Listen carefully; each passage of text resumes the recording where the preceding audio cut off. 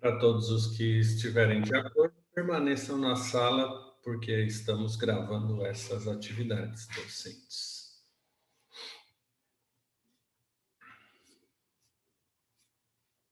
Então, vamos compartilhar a nossa tela.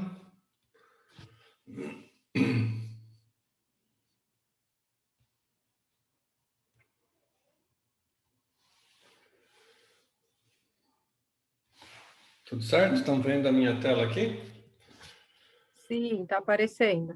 Beleza. Nós vimos na semana passada, fomos até o tratamento farmacológico de doença de Alzheimer e a ideia aqui era exatamente proteger, restabelecer e impedir que o neurônio colinérgico fosse continuamente degenerado, né? Nesse contexto, a alternativa mais empregada para o tratamento de pacientes portadores de Alzheimer são os inibidores da degradação da acetilcolina.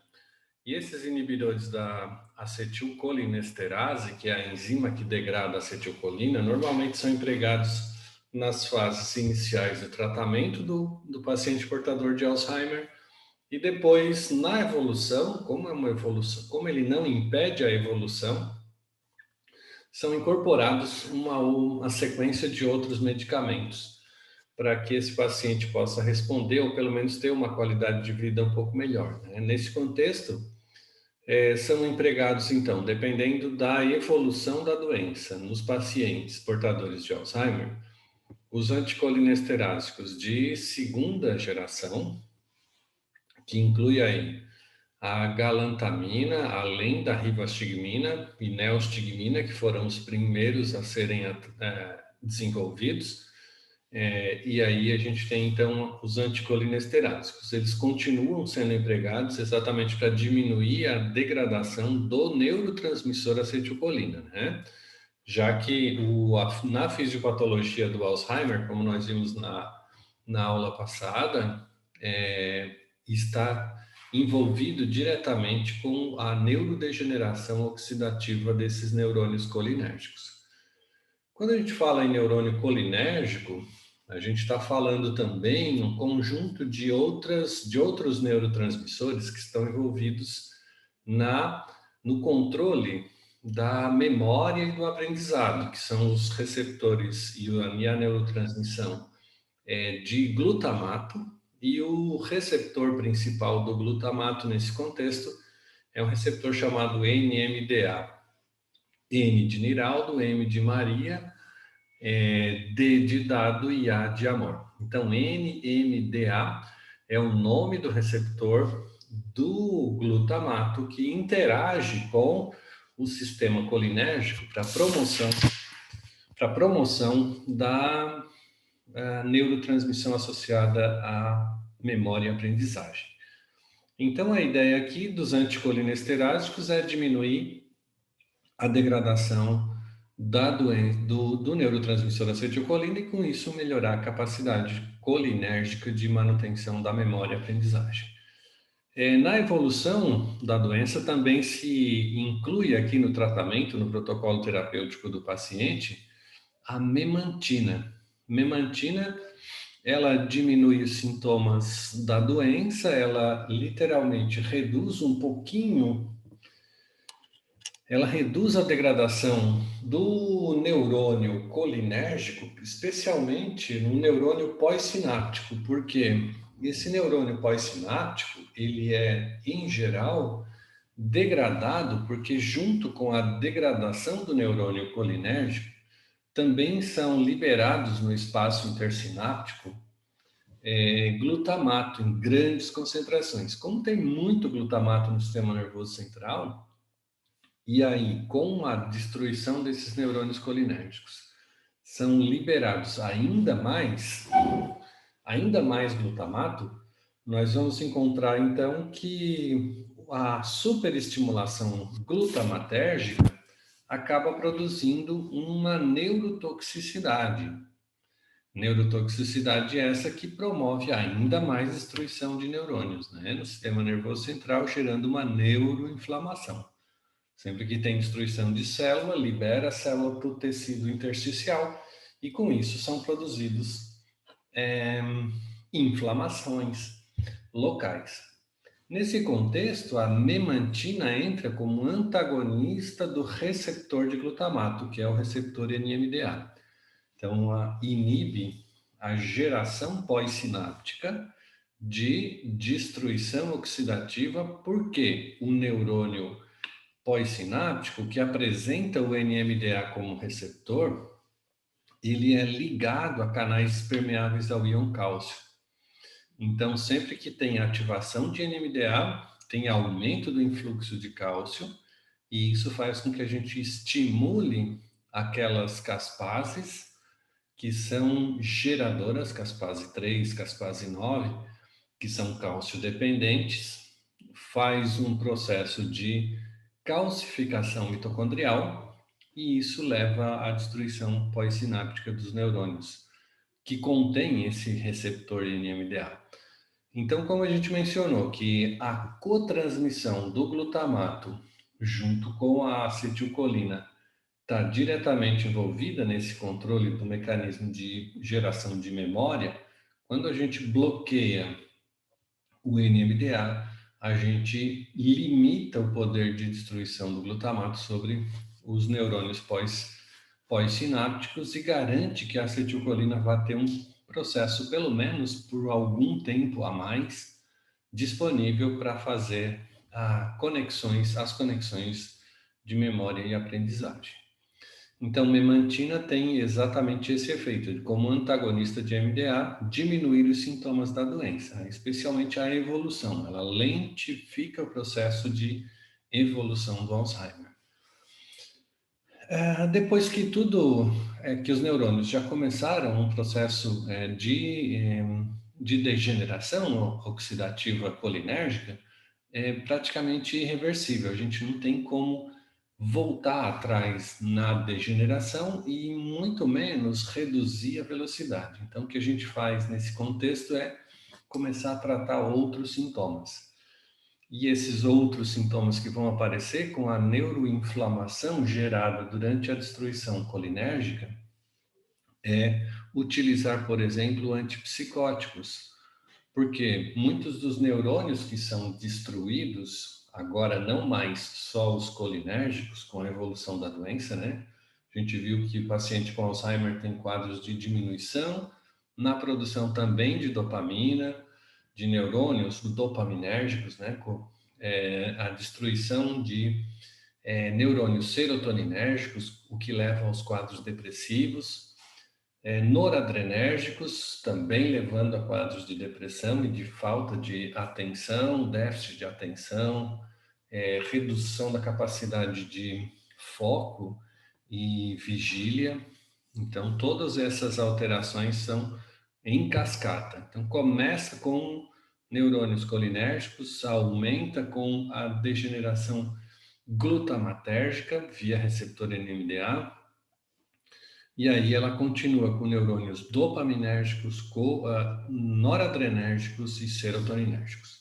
Então, dentro desse contexto, são empregadas outras drogas para controlar os sintomas que vão vir decorrentes das degradações associadas ao paciente, neuronais, né? Associadas ao paciente. Então, a gente usa antipsicóticos, os principais deles são olanzapina, quetiapina e risperidona, exatamente para controlar e equilibrar o comportamento dos pacientes, especialmente aqueles pacientes que, pela degeneração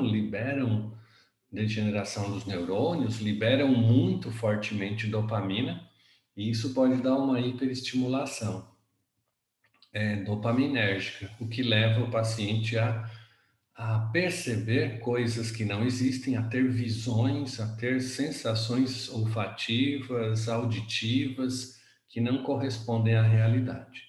Então, dentro desse contexto, o que são utilizados são antipsicóticos, como a olanzapina, e a quetiapina e a risperidona, para controlar exatamente esses delírios e alucinações. Paciente com Alzheimer, então, também, numa fase que antecede a depressão, ele cria picos ou níveis aumentados de ansiedade. Exatamente porque ele passa agora a não mais lembrar das coisas, né? E isso fica martelando ele, gerando um quadro de aumento da estimulação na tentativa de resgatar essas memórias, o que normalmente leva o paciente a um quadro de ansiedade bastante severo, assim, aquelas crises de ansiedade já com sintomas periféricos também, de palpitação, respiração curta, falta de ar, alterações nas secreções salivares e secreções sudoríparas, alterações no trânsito intestinal, tudo isso vão sendo acompanhados clinicamente como sinais periféricos do transtorno de ansiedade que esses pacientes acabam apresentando. Então, para esses sintomas associados à ansiedade, direta ou indiretamente, se utilizam os ansiolíticos convencionais que a gente já viu, né? Em geral, clorpromazina, alprazolam, zolpidem, zolpidem muito quando o paciente tem como sintoma associado à ansiedade alterações do sono, para que ele possa ter pelo menos um sono, ainda que não fisiológico, né, porque ele é induzido quimicamente, mas um sono que possa restabelecer um padrão energético corporal, já que mentalmente o sistema nervoso continua operando normalmente, tá? O paciente só desliga de fato do contexto da relação com o meio externo. E aí, na fase final da degeneração colinérgica, onde já existe um estado avançado do Alzheimer, normalmente se entra também com antidepressivos. Esses antidepressivos têm o objetivo de reduzir a reabsorção sináptica dos neurotransmissores noradrenalina e serotonina, e com isso melhorar assim o estado de humor do paciente, né? Mesmo que o paciente melhorando no estado de humor não melhora clinicamente do Alzheimer, ele não restabelece o padrão cognitivo que ele tinha antes das lesões, mas pelo menos resgata um pouco da tristeza, da sensação e de pensamentos mórbidos que o paciente apresenta com a evolução da doença. Para isso são usados então sertralina, nortriptilina, mirtazapina, trazodona. Sertralina é um inibidor então da recaptação de serotonina, noradrenalina, nortriptilina, mirtazapina e trazodona, inibidores da recaptação de serotonina e noradrenalina. Então a gente restabelece o padrão funcional, pelo menos na atenção, na vigília e no humor, mas não inibe, não impede que que os neurônios colinérgicos continuem sendo degradados. E aí, nesse contexto, a aula de hoje se baseia no uso das plantas medicinais com esse mesmo objetivo e com vantagens adicionais. Então, aqui a ideia é restabelecer o padrão colinérgico na neurotransmissão colinérgica, reduzir o grau de oxidação, porque a gente sabe que a lesão oxidativa que gera o dano colinérgico, né, dos neurônios colinérgicos.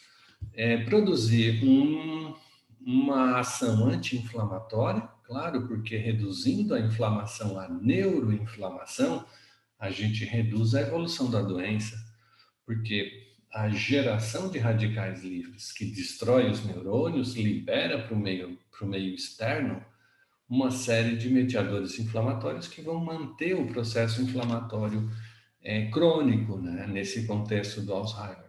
E aí a gente precisa desinflamar. Desinflamar, desoxidar, restabelecer a resistência dos neurônios à degeneração oxidativa, suplementando membrana neuronal, suplementando elementos bioquímicos que vão fazer a reposição na membrana neuronal. Então, essa é a ideia da fitoterapia clínica, né? Sempre com uma dose efetiva, com um padrão de prescrição que envolve todas as caracterizações e validações, desde a validação botânica, passando pela validação química, pela compreensão dos principais mecanismos bioquímicos que estão presentes dentro da célula, os marcadores, os princípios ativos, passando também pela identificação de mecanismos farmacológicos bem definidos e estabelecendo dose e posologia, para que esse paciente possa receber uma quantidade do extrato suficientemente grande para conter dentro dela princípios ativos numa concentração conhecida e que tenham um efeito farmacológico lá no tecido-alvo, no caso, no sistema nervoso central, né? Então, o que a gente vai ver, selecionei alguns fitoterápicos para tratamento dos pacientes com doença de Alzheimer e depressão. O primeiro deles e o mais interessante nesse contexto é a Bacopa monnieri. Bacopa monnieri, ou Bacopa mesmo, né? Ela é uma planta de origem indiana, asiática, e essa planta ela já é usada na Índia por muito, muito tempo para tratar exatamente os pacientes mais senis. Então, o paciente entrou na faixa dos 60, não é o meu caso, obviamente, entra na faixa dos 60, e a partir disso ele começa a ter um declínio cognitivo natural, que é produzido pela própria degeneração, pela morte programada de alguns dos neurônios, né? Que incluem aí neurônios colinérgicos. Então, ele perde naturalmente essa capacidade pelo processo senescente de geração de alterações funcionais nos neurônios, ele vai perdendo essa capacidade. E aí, lá na Índia, velhinho, todo mundo toma a Bacopa monnieri. Entrou na casa dos 60, está usando Bacopa. A Bacopa, ela tem um conjunto de substâncias que são chamadas de bacosídeos. Os bacosídeos são os marcadores químicos presentes dentro da Bacopa. E aí, o que ela faz? Os bacosídeos inibem a acetilcolinesterase. Olha que legal. Eles fazem a mesma coisa que a rivastigmina, que a neostigmina, e com isso preservam a transmissão colinérgica. Só que mais do que isso, os bacosídeos e todo o fitocomplexo presente dentro da Bacopa é capaz de reduzir a formação de placas amiloides. Olha que interessante isso, não tem nenhum medicamento alopático que faça esse mecanismo. Reduz o estresse oxidativo neuronal, então diminui pelo efeito antioxidante, ele diminui a produção de radicais livres dentro das mitocôndrias dos neurônios e ele faz a prevenção da neurodegeneração, óbvio, porque se não tem estresse oxidativo, também não tem peroxidação lipídica, também não tem destruição, nem dano do DNA, nem destruição das membranas desses neurônios. Então, é bem importante fazer para que o paciente tenha uma neuroproteção impedindo a degeneração.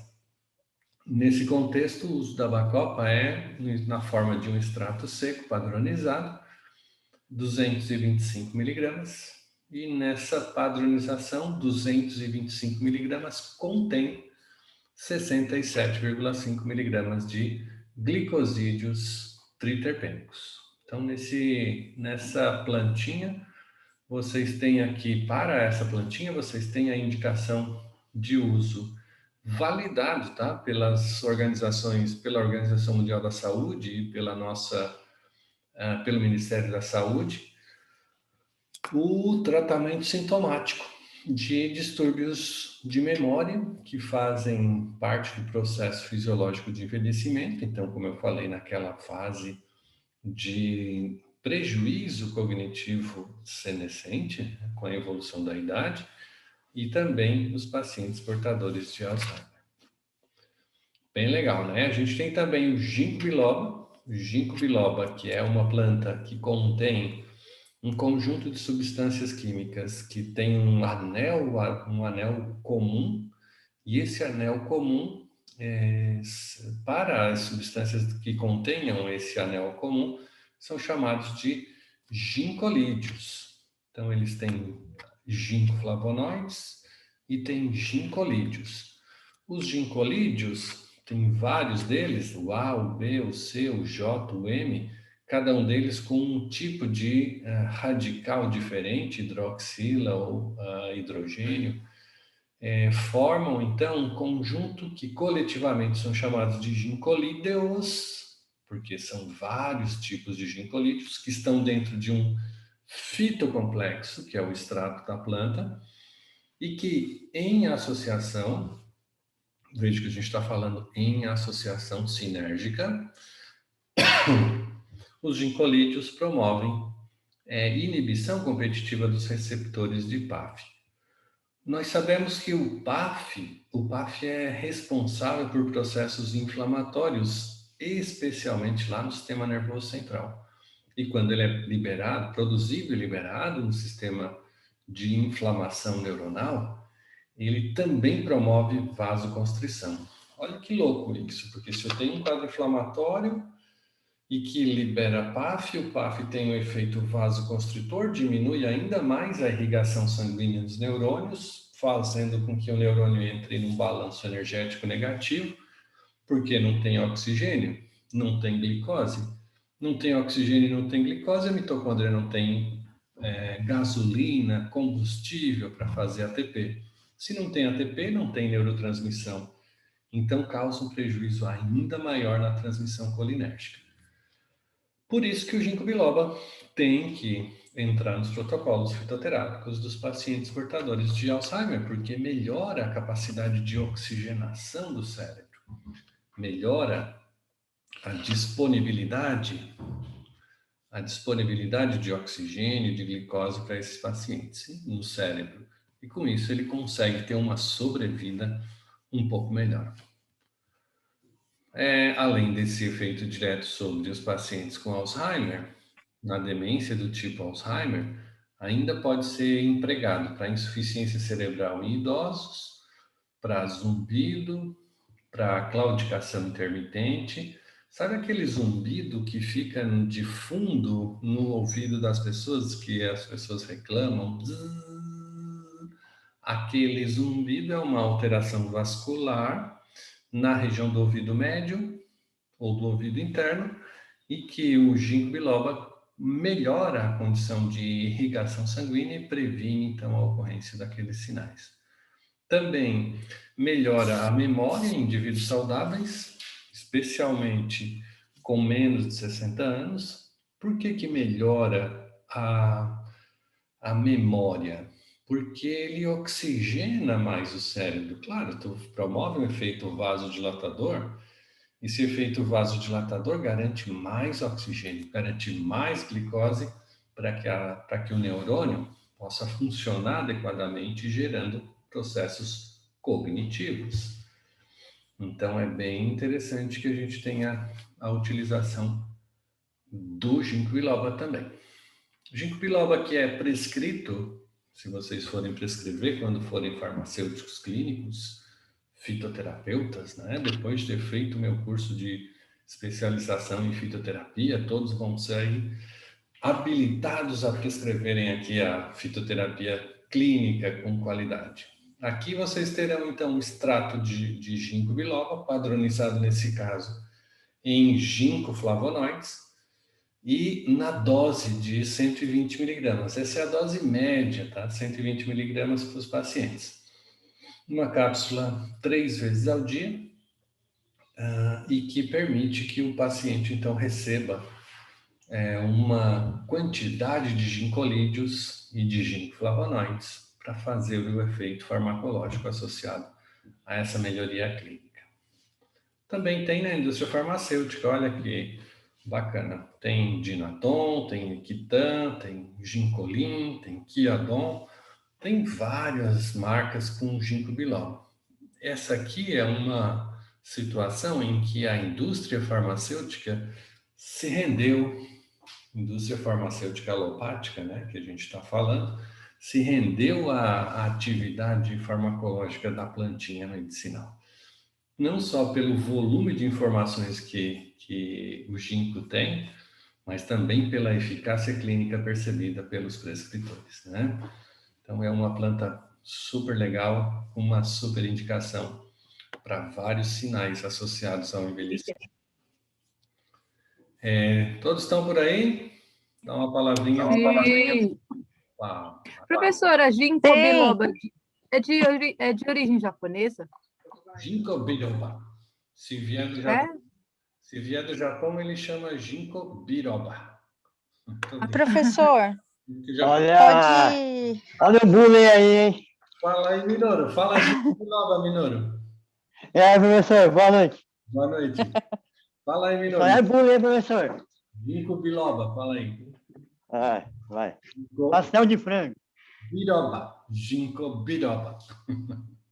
Professor, pode tomar isso preventivo em casos de já ter Alzheimer na família? Certamente, certamente. Tem gente que toma exatamente para melhorar o processo cognitivo antes dos 60.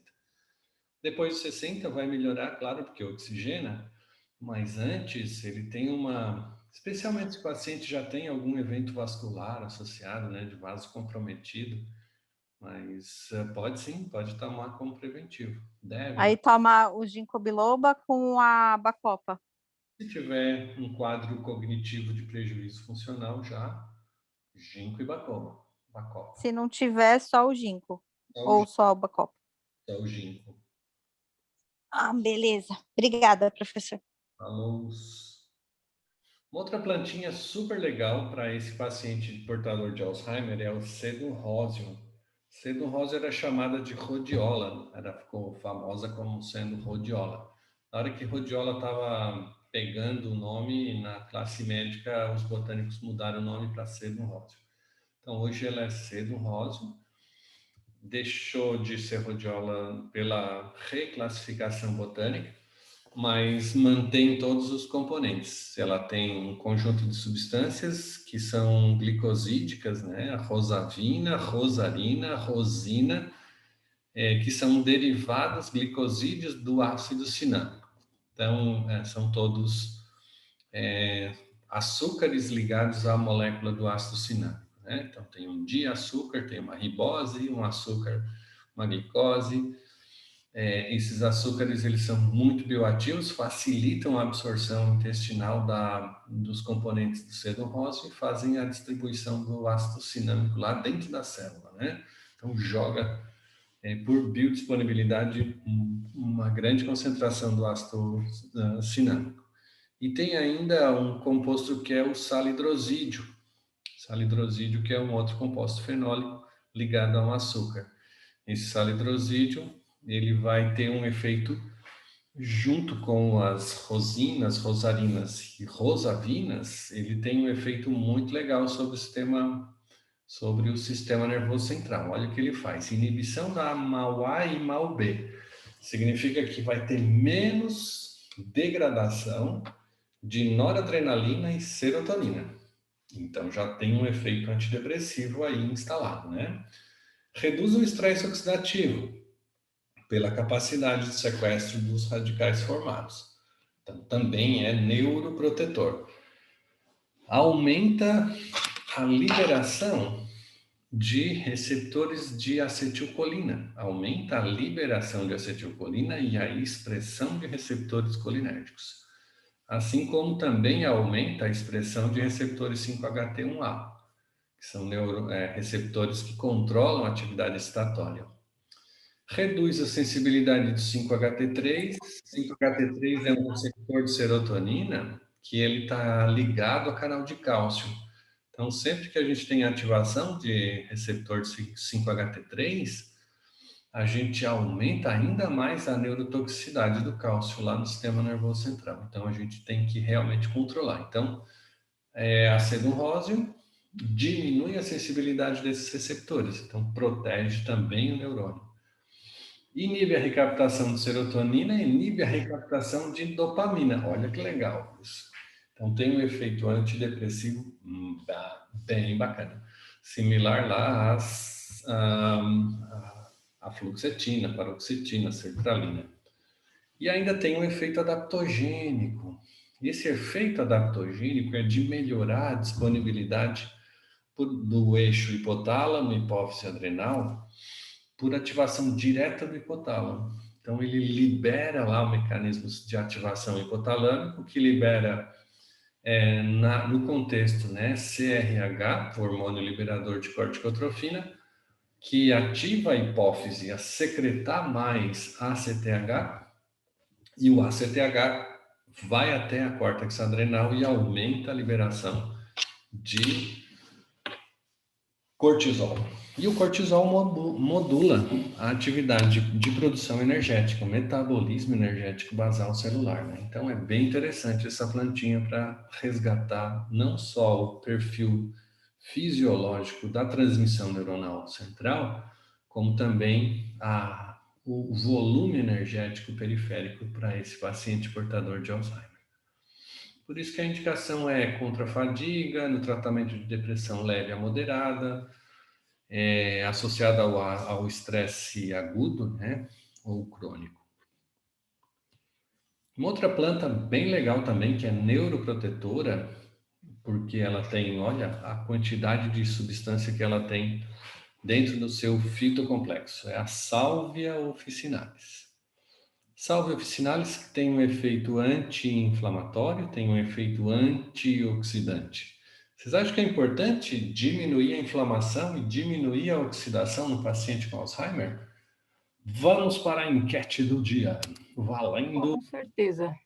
Sim, Com certeza, né, pessoal? Com certeza. Então, isso é uma estratégia bem legal, a gente suplementar esses pacientes que têm quadros inflamatórios oxidativos com sálvia. Ah, professor, mas como é que eu posso usar a sálvia? Sálvia que eu sabia, minha mãe usava no tempero para o peixe. Todo peixe lá em casa tinha que ter sálvia. Olha que legal. A sálvia distribuída num elemento oleoso extrai todos esses componentes aqui, ó. Todos esses componentes, então, que são solúveis em óleo. E aí, no óleo de peixe, a gente tinha ainda os componentes de ômega 3, né? Os ácidos graxos que carreavam, então, esses compostos, carreiam esses compostos para dentro da corrente sanguínea, fazendo um efeito adicional anti-inflamatório. Então, realmente pode comer a sálvia? Pode comer a sálvia. Mas se quiser fazer um tratamento, o que a gente recomenda é um extrato padronizado aquoso, porque daí a gente extrai esses componentes aqui, que são hidrossolúveis, e aí esse extrato aquoso, na proporção de 5:1, peso, na faixa de concentração de 180 a 360 miligramas, vão fazer o efeito anti-inflamatório e antioxidante periférico e central. E aí, com isso, a gente melhora a capacidade do indivíduo de responder a esses tratamentos. Olha o que acontece, por exemplo, com o ácido rosmarínico. O ácido rosmarínico que está dentro do fitocomplexo. O ácido rosmarínico inibe o NF-κB e impede a expressão de proteínas pró-inflamatórias, reduzindo o grau de inflamação. Porque se bloqueia isso, impede que o NF-κB, que é esse dímero, né, de duas proteínas, dímero só pode ser duas, né, porque senão seriam trímeros.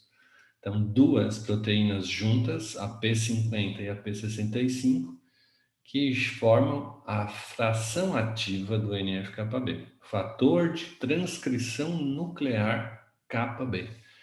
Esse fator de transcrição nuclear faz exatamente o que um fator de transcrição sabe fazer. E o que é que um fator de transcrição nuclear sabe fazer, Gisele? Gi, Mi, Sidney, Mônica, iPhone. calma, professor, vou lembrar. Um fator de transcrição nuclear sabe fazer. O nome já está dizendo, né? Inflamar. Inflamar porque ele faz o que o nome está dizendo, que é transcrição gênica. É um fator de transcrição nuclear. Ele faz a transcrição da informação gênica para a produção desses mediadores. Interleucina.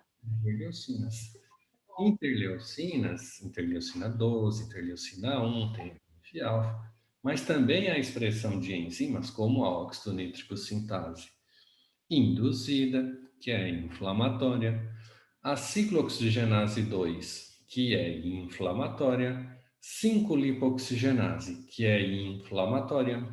Então, aumenta a expressão de toda essa galera aqui, sempre que o NF-κB é ativado por algum mecanismo fosforilativo que gera a ativação desse fator. E aí, com a inflamação instalada, a gente vai ter vasodilatação, dor, edema, migração de células de neutrófilos, e a gente tem todo aquele conjunto associado aos sinais clássicos da inflamação, né? Só que dessa vez, lá no sistema nervoso central. Então, para prevenir a inflamação associada à degradação dos neurônios, a gente precisa reduzir o grau de inflamação. Como é que se pode reduzir a inflamação? Eu poderia inibir aqui a ciclooxigenase 2, diminuir a prostaglandina, diminuir a fase aguda da inflamação, mas todo o resto continuaria. Eu poderia inibir a 5-lipoxigenase, reduzir leucotrienos e diminuir uma parte da inflamação, mas todo o resto continuaria. Então, não é mais fácil ir um passo antes da cadeia e inibir o fator que estimula a produção de toda essa galera, que é o NF-κB? Então, a inibição do NF-κB gera um efeito anti-inflamatório mó legal, muito mais ativo do que os anti-inflamatórios convencionais, como, por exemplo, os glicocorticoides ou os anti-inflamatórios não esteroidais. Tudo porque ele tem ácido rosmarínico.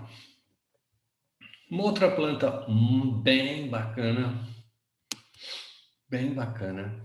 é a Mucuna pruriens. A Mucuna pruriens é esse feijãozão aqui, ó. Sabe que esse feijão, ele nasce no meio quando faz, não sei se alguém tem ou já viu alguma lavoura, quando faz aquele arado e que revira a terra, normalmente eles usam esse feijão como adubação para fazer um aumento do nitrogênio do solo. Então eles plantam a mucuna, depois passam o arado e reviram a terra com a mucuna, e aí com isso eles garantem uma nitração do solo, aumentam o nitrogênio do solo. É mó legal, porque sabe o que é que tem dentro desse feijãozinho, do fitocomplexo desse feijãozinho? Levodopa natural. Levodopa natural que é usada para a melhoria da produção nos neurônios centrais de dopamina. A dopamina que controla o centro de vigília, controla a atividade endócrina via do sistema hipotalâmico, hipotálamo-hipófise, e controla com isso também o sistema límbico, que é o controle das emoções. Então, ele melhora a capacidade e diminui os quadros associados à depressão e à disfunção hipotalâmica. Então, é bem legal a gente entrar com essa plantinha nos pacientes que já estão em evolução para um quadro depressivo. Como é que usa essa planta? Basicamente, a gente tem um extrato padronizado em torno de 20% de levodopa, faz uma dose desse extrato 2 vezes ao dia, e aí tudo certo. Entra a levodopa na rota de síntese, entra a levodopa direto na rota de síntese da dopamina, a dopamina vira noradrenalina, que vai restabelecer o padrão de humor, o padrão de vigília, de atenção, melhora o foco, melhora a disposição central do paciente e ele fica mais ligado, com menos eventos depressivos, sem, por exemplo, pensamentos mórbidos. Então, ele consegue restabelecer um padrão funcional de comportamento social aceitável, né? Ainda que ele não esteja de novo, tratando a degeneração colinérgica. Mas como ele diminui os sintomas para periféricos, as disfunções associadas ao processo, as comorbidades, ele acaba sendo útil também para esse fim, tá bom? Então, mucuna, incluir a mucuna depois que o paciente já começa a ter esses sintomas. Pode usar tudo no começo, professor? Posso misturar tudo isso, dar para o paciente? O que a gente recomenda, se for fazer a mistura, todas as plantinhas até agora citadas podem ser administradas em conjunto, tá? No mesmo paciente, mas não em conjunto. Por que não em conjunto? Porque a gente vai sobrecarregar o sistema de absorção e pode alguns dos princípios ativos não sofrerem a absorção ideal dentro da dose que nós selecionamos. Por isso que a gente recomenda. Vai entrar com todas as plantinhas? Beleza. Faz um intervalo e faz uma distribuição farmacoterapêutica para garantir que os princípios ativos sejam absorvidos de maneira adequada. Beleza? O que é uma distribuição? Toma antes do almoço, toma no meio da tarde, toma no meio da manhã, antes de dormir. Então, redistribui as tomadas das plantas para que garanta uma melhor absorção dos princípios ativos. Tá bom? Professor, pergunta. Como que eu vou saber qual planta é melhor absorvida antes do almoço ou depois por conta do pH do estômago?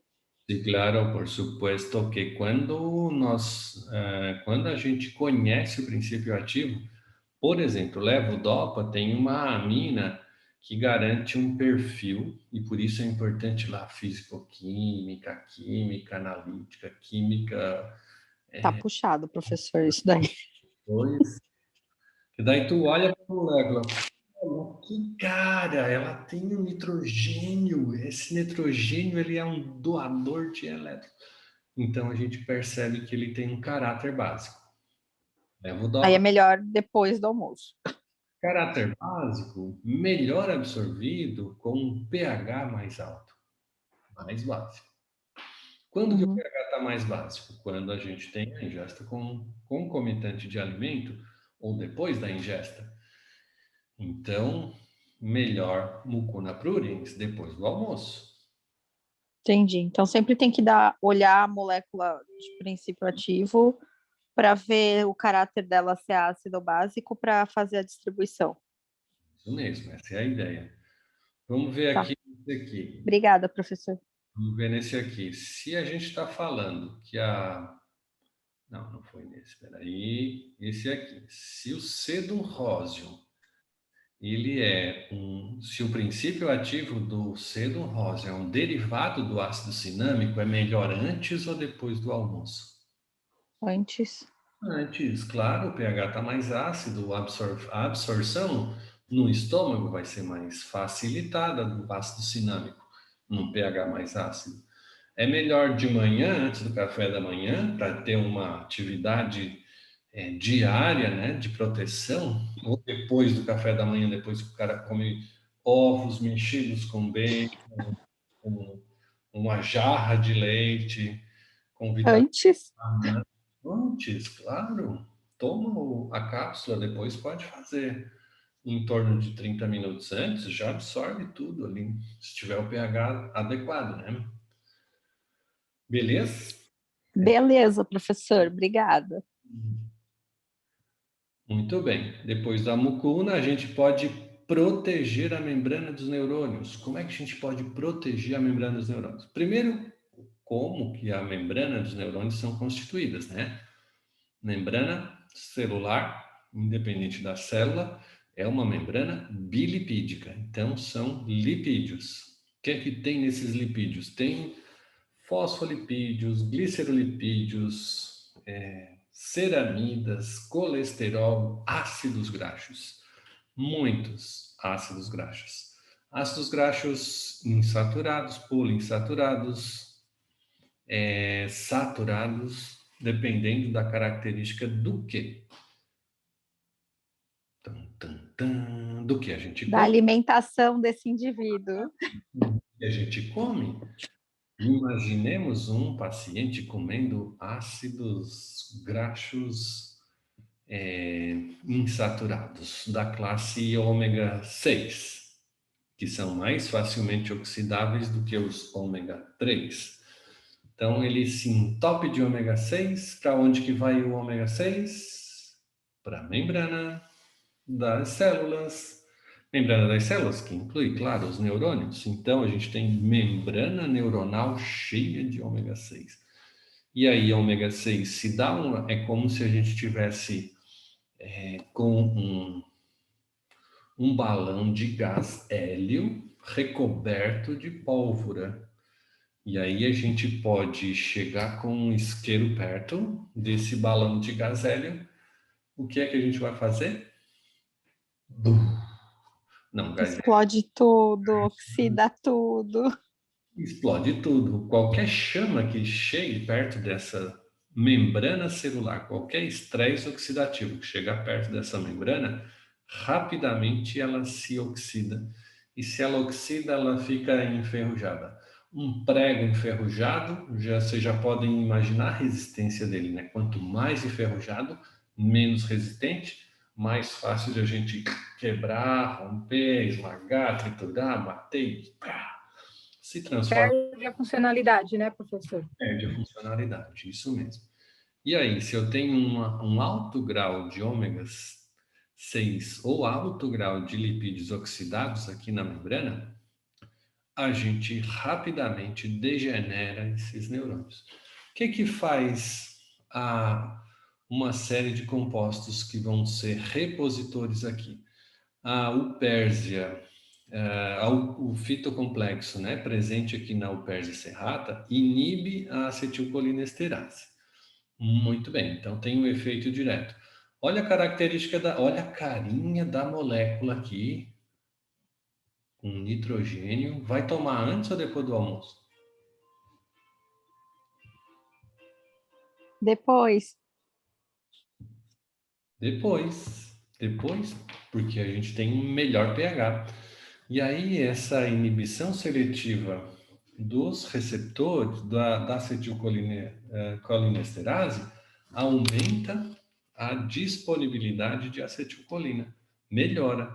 E a gente vai perceber que com a disponibilidade aumentada, a gente vai ter um restabelecimento também funcional aqui da transmissão. Olha o que acontece quando a acetilcolina é liberada. Ela é liberada aqui, interage com o receptor, produz o efeito de memória. Mas quando ela é liberada na fenda sináptica, ela também sofre a ação da acetilcolinesterase, que vira colina mais acetato, que vão ser reabsorvidos para refazer o processo da acetilcolina. Então, sempre que tiver ativa a acetilcolinesterase, nós vamos ter menos acetilcolina disponível. Se o neurônio já está explodindo de oxidado e não tem mais acetilcolina sendo liberada, qualquer prejuízo adicional aqui pode limitar ainda mais a ação da acetilcolina na formação da memória. Então, é bem isso que acontece.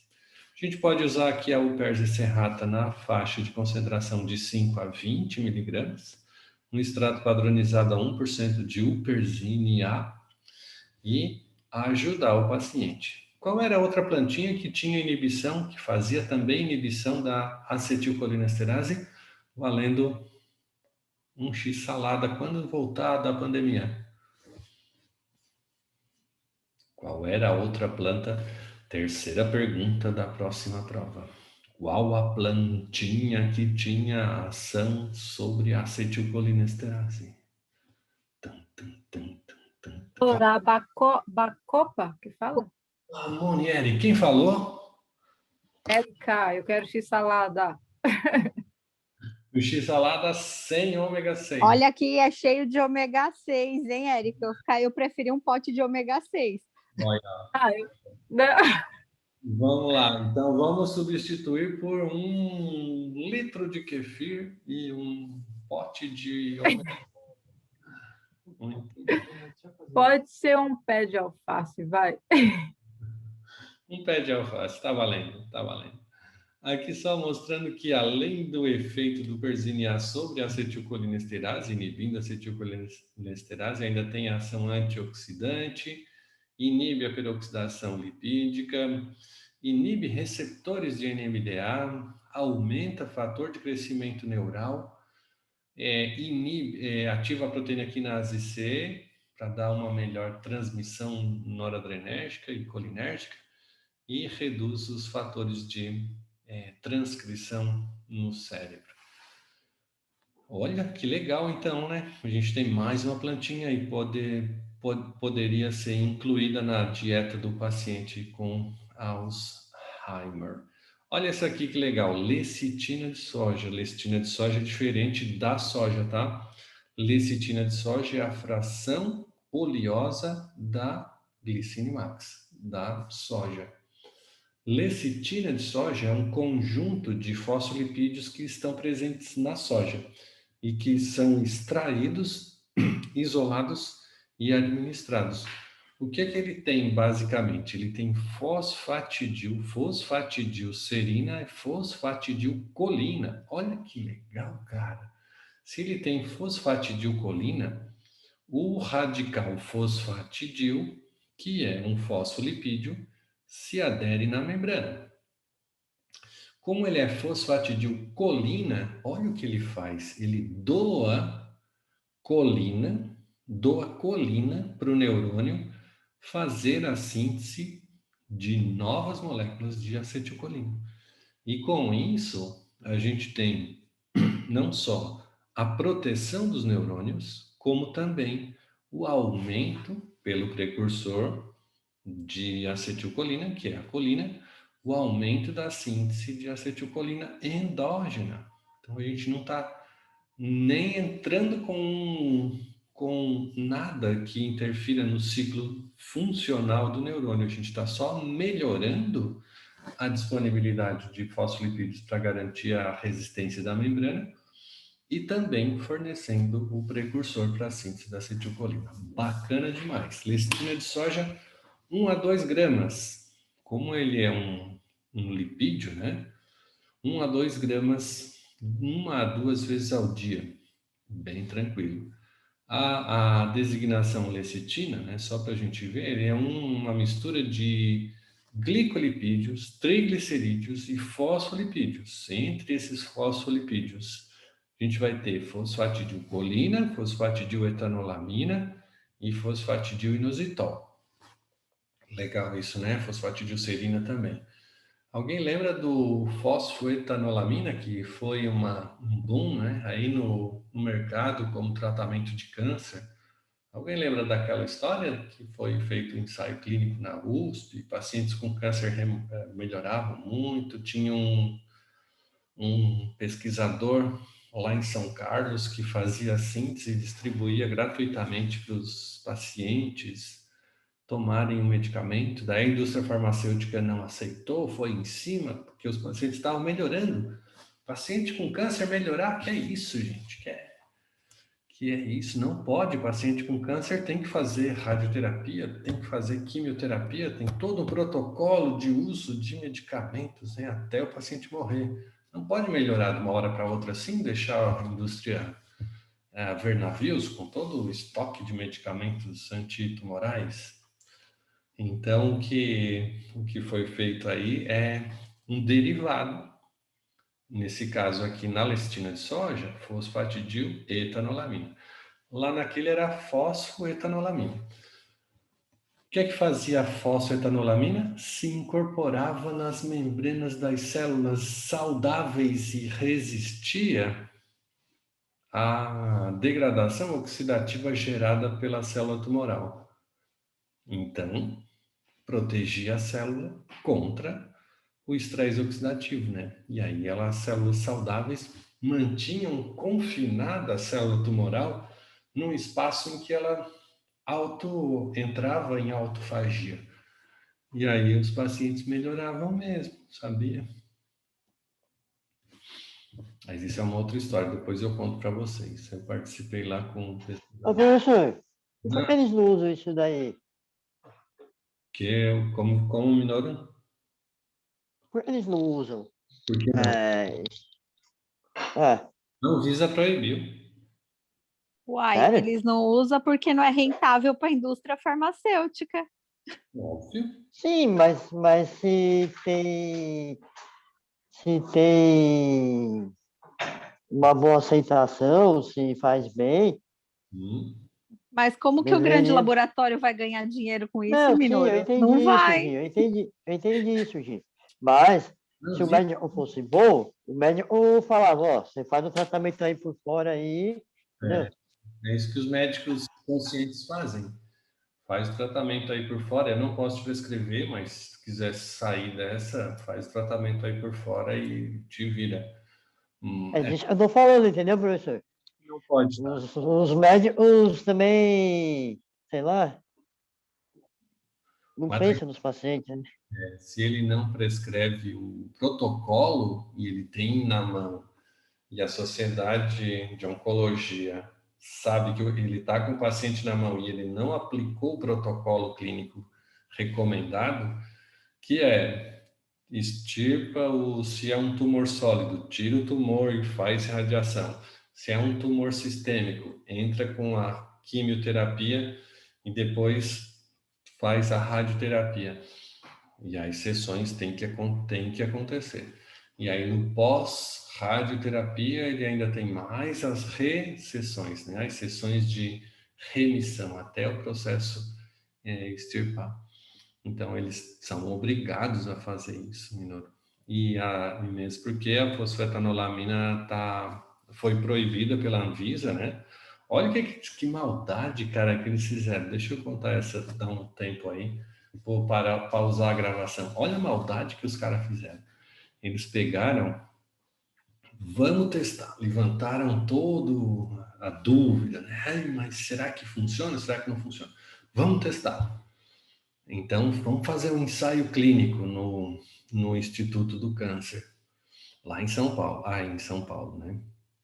Aí vamos fazer um estudo clínico, pegaram, selecionaram os pacientes que estavam em fase terminal, pegaram uma subdose da fosfetanolamina e administraram nos pacientes, dose única, de manhã, e avaliaram a evolução do paciente. E aí a maioria dos pacientes morreu.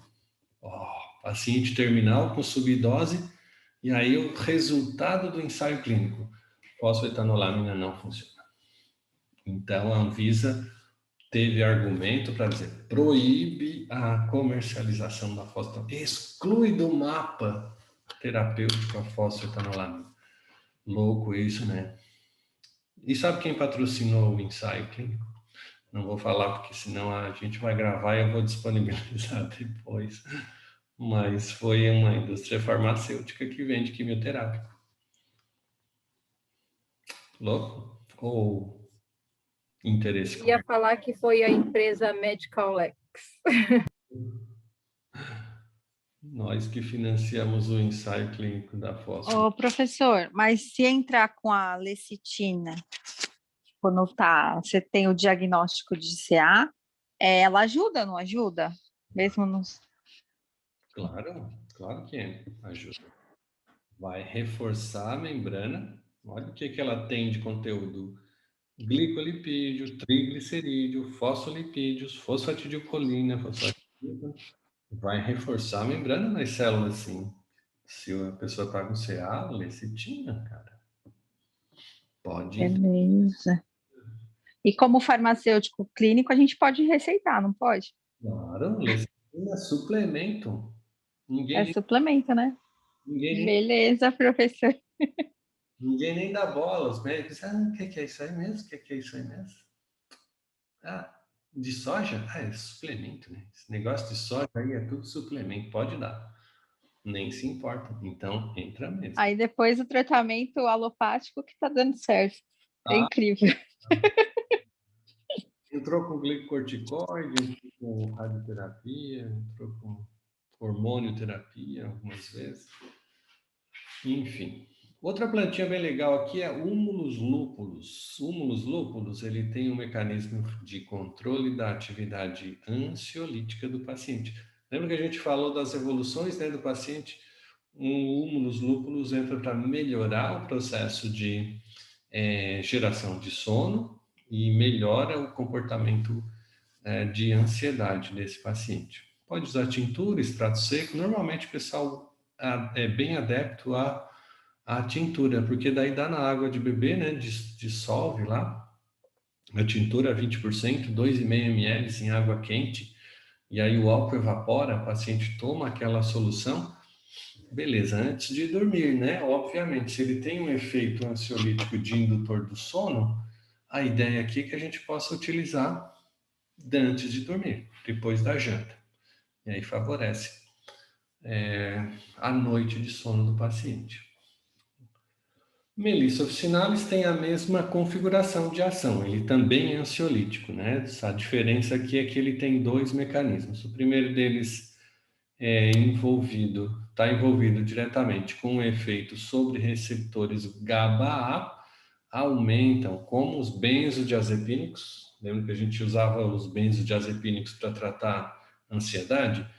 Pois é, aqui a apigenina tem esse efeito de ativar o receptor GABA-A, aumentar o influxo de íons cloreto e fazer um efeito ansiolítico. Tem um efeito também dos óleos essenciais, que estabiliza o potencial de ação nos neurônios.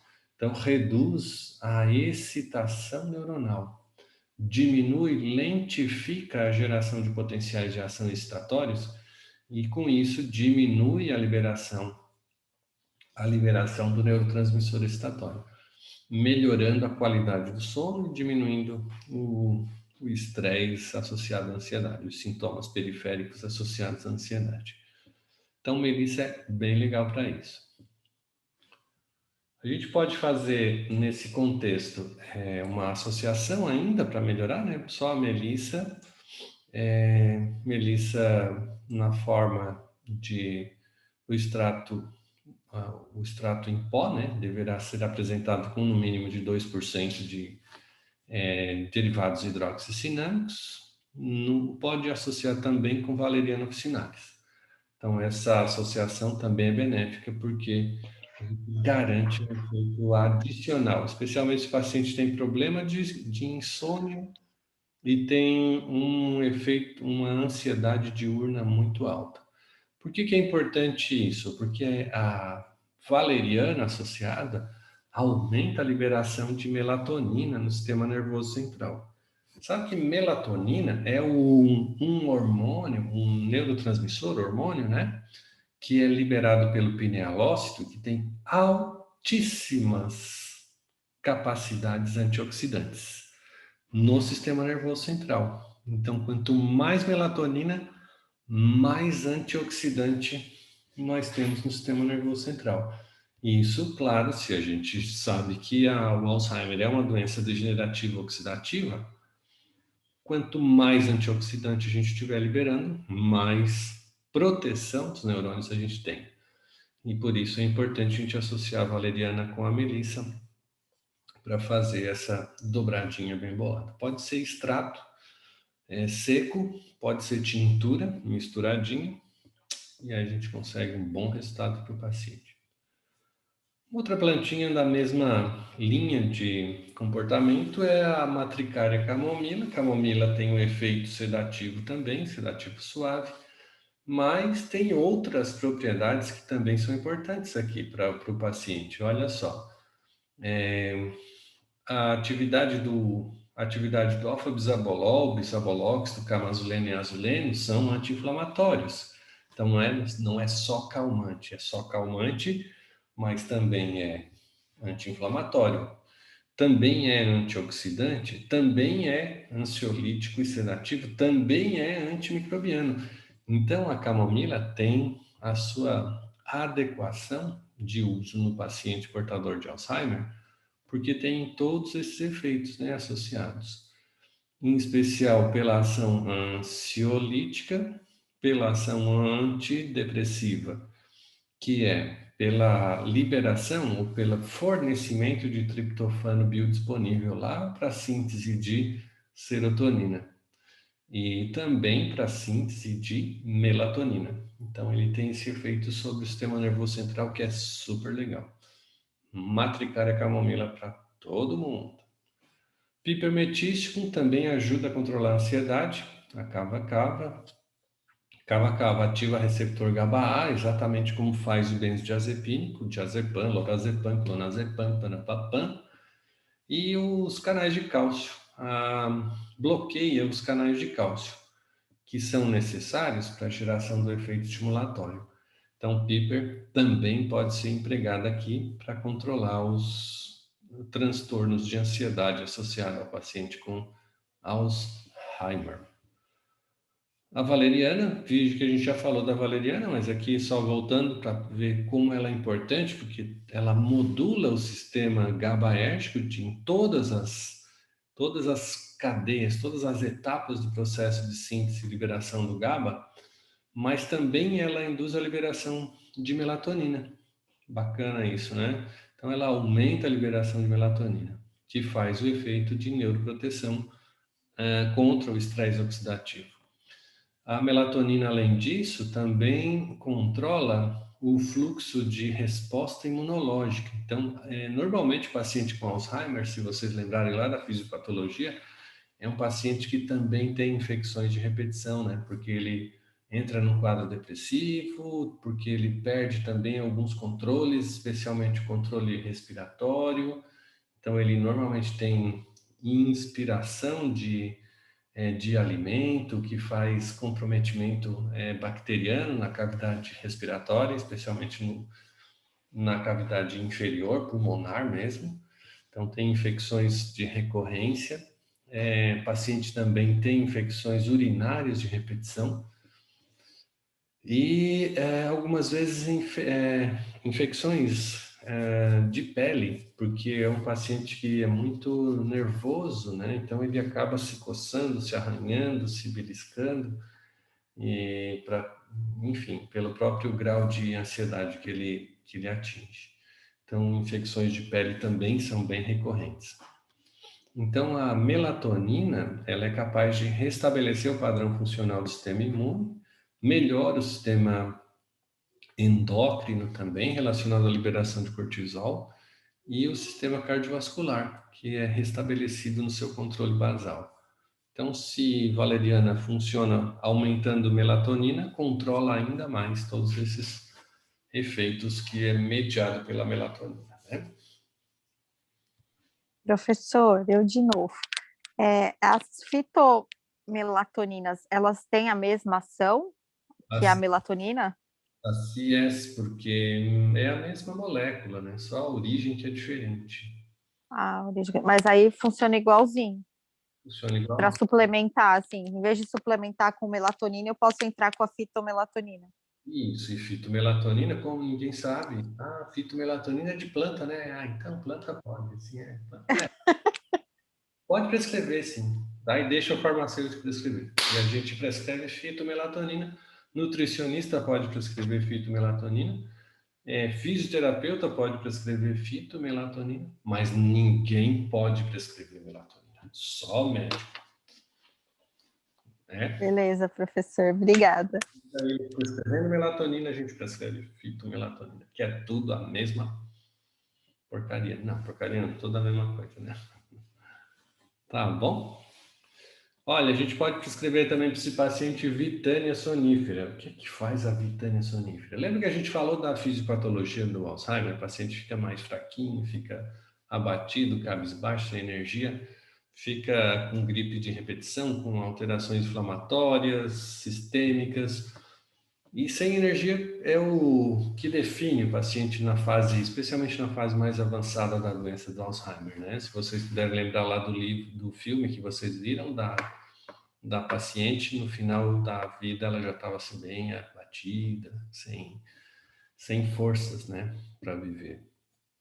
O que tem a Vitânia sonífera tem vitanolídeo que ativa o eixo hipotálamo e hipófise adrenal. Então, aumenta a lipólise, aumenta o catabolismo muscular, dá mais energia para todo o organismo responder fisiologicamente a todos os estímulos dos quais ele é submetido, inclusive o que o organismo com Alzheimer percebe, né, de alteração estressora. Então, funciona como um controlador do estresse. E também imunoestimulante, adaptógeno, tem um efeito sedativo central, à noite principalmente. E é curioso aqui, porque de manhã, mesmo que tu tome de manhã, a farmacocinética faz com que os princípios ativos que vão produzir a ativação do eixo entrem em cena na primeira hora, mas ao longo do dia ele vai absorver e vai chegar lá no sistema nervoso central durante a noite os componentes que vão modular a atividade de melhora da performance do sono. Por isso que o nome dela é somnífera, né? Porque ela realmente dá um soninho depois lá da janta, em que tem uma melhor performance da distribuição farmacocinética do princípio ativo. A gente ainda não sabe qual deles é, o que se sabe é que a cinética é diferente. Tá bom? Hipérico perfuratum para o paciente que está depressivo, gente, já entra direto com o hipérico perfuratum, por favor. Mesmo aqueles que ainda não estão no estágio final relacionado à degeneração serotoninérgica e noradrenérgica, mas tem que entrar quando o paciente começa a manifestar algum tipo de resposta de introspecção, de reflexão. Normalmente, o paciente que é diagnosticado com Alzheimer, ele já entra por si só no quadro de repensar a vida, né? Enquanto tem tempo de pensar, né? Então, ele literalmente entra num quadro depressivo, que só evolui com a degeneração. Mas veja bem, então se já tem essa tendência fisiológica no paciente, entra com o hipérico direto. O hipérico faz o processo de neuromodulação, regula uma série de receptores 5-HT1A, 5-HT2, regula negativamente o receptor dopaminérgico D1, aumenta a sensibilidade do D2, melhora então o processo de neurotransmissão dopaminérgica, inibe a recaptação de noradrenalina, inibe a recaptação de serotonina, melhora com isso as crises depressivas do paciente. Previne muitas vezes que o paciente possa, em ficando cada vez mais depressivo, entre num agravamento sintomático, porque o paciente com depressão, ele não come, daí não tem nutrição celular, ele tanto faz para ele em relação à higiene pessoal, a relacionamento com outros familiares. Então, entra com o hipérico perfurato que a gente consegue restabelecer uma boa qualidade de vida dos pacientes.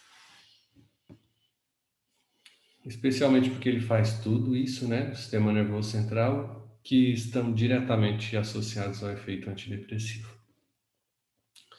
Agora vem o principal dos tratamentos, né, o que vai fazer de fato a diferença na vida do paciente, além de todo o cuidado que a gente vai ter em relação à prescrição de medicamentos adequados, alimentação mais equilibrada, redução de alimentos inflamatórios, redução de alimentos alergênicos. O amor e o carinho é a principal arma para a melhoria da qualidade de vida do paciente portador de Alzheimer. Então, amor e carinho é fundamental para a recuperação, ou pelo menos para que o paciente, seu último estágio da vida, né, possa ter um pouco de dignidade, de respeito e de qualidade de vida. E é isso que a gente fala, é isso que a gente faz. A gente faz em consultório, atende paciente, melhora a qualidade de vida e vocês certamente terão essa possibilidade também. E é tão gratificante que quando vocês têm essa possibilidade de mudar a performance mesmo, né, de um paciente, trazendo ele de volta para um estágio fisiológico, para uma saúde plena, que não tem preço mesmo. Agora mesmo um paciente me ligou, não, me chamou no WhatsApp, professor Niraldo, eu vi as suas lives, eu vi o seu material do YouTube, estudei tudo, mas eu fui demitido, estou sem plano de saúde, estou sem desempregado, né, com a família, e daí descreveu todo o quadro clínico dele, né? Será que o senhor tem alguma coisa para me ajudar? Eu disse, tenho, claro, né? E a gente marcou uma consulta amanhã, gratuita para ele, e vamos trazê-lo de volta, porque se ele não pode pagar agora, ele vai pagar com bênçãos, com orações, com agradecimentos, e em algum momento da vida isso volta para a gente. Então, realmente não tem preço quando a gente pode mudar, e só pode mudar quando a gente conhece, quando a gente sabe os caminhos, quando a gente consegue ter essa aquisição de conhecimento. Por isso que a gente fala sempre para vocês, né? Estudem muito mais do que só o que é exigido de vocês, né? Façam uma formação de qualidade, uma formação boa, uma formação que possa fazer diferença para as pessoas lá fora. Porque farmacêutico todo mundo vai sair, nem se preocupe assim, professor, se eu não passar, vai passar, uma hora vai passar, vai concluir, vai pegar o diploma, mas só o diploma não garante nada, né? Só o diploma é um papel que a gente tem ali, pega o papel, bota na parede, bacana, não tem meu papel, só diploma, sou farmacêutico. Farmacêutico vocês serão quando as pessoas disserem e olharem para vocês e disserem muito obrigado. Muito obrigado, o senhor me ajudou, a senhora me ajudou. A senhora fez a diferença na minha vida. A senhora é a cara. O senhor é o cara que pôde mudar a minha saúde. Era isso, gente. Tem algumas referências aqui, se vocês quiserem depois acessar, bem legal, sobre o diagnóstico, sobre atualizações científicas. Tem um trabalho que faz uma revisão aqui que está publicado no Cielo. Tem a Sociedade Brasileira e tem tudo isso à disposição de vocês. E tem também o professor Niraldo, que está aqui à disposição de vocês. Tá joia? Joia, muito obrigada, professor. Estamos aqui. Dúvidas? Tudo certo? Temos aqui 15 alunos. Jéssica está aí. João, Paola, Vitória, Minoro, Pia, professor. beleza, Michele. Sim. Eu e o Diego, eu e o Diego. Deixa eu Ah, até abrir a câmera. fala aí, O Diego descer aqui, ó. Baixa aí, ó. Senão vai mostrar só a sua pança.